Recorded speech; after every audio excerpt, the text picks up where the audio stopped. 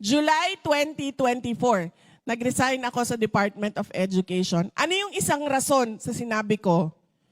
Ang sinabi ko doon, wala namang ibang nagdidesisyon sa budget eh. Si Martin Romualdez lang at si Zaldico.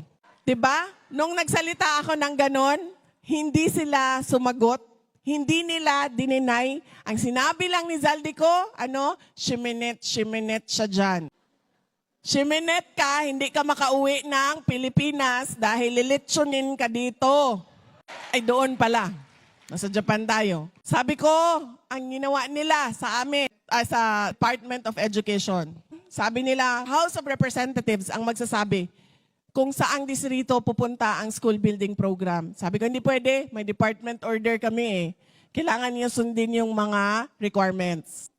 Sa susunod na taon, ayaw na nila sundin yung requirements. Yung ginawa nila, pinaghati-hatian nila per legislative district, in-attach nila yung paghati-hati nila sa budget.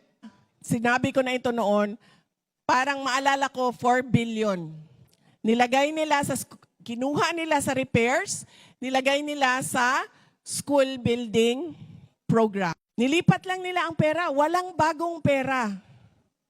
Nilipat lang nila, dinagdag nila doon, tapos sinali nila sa pinaghati-hatian nila. July 2024, magsisimula na ang pakikipag-usap sa Kongreso sa budget. Hinihingan na ako ng signature ng Undersecretary, Chief of Staff namin. Sabi niya, pirmahan, kailangan mo, magdesisyon, pirmahan mo. Sabi ko, anong sinabi doon?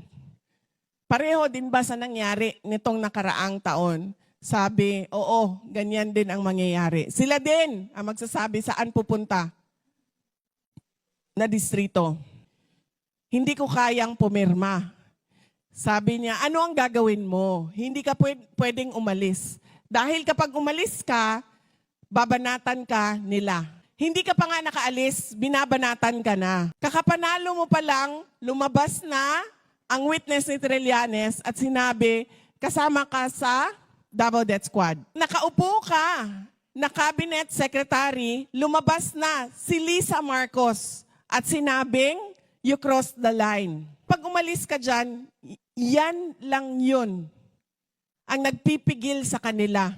Yung posisyon mo sa DepEd ang nagpipigil sa kanila na hindi ka tuduhan ng atake. Hindi ko ibibigay yung pirma ko.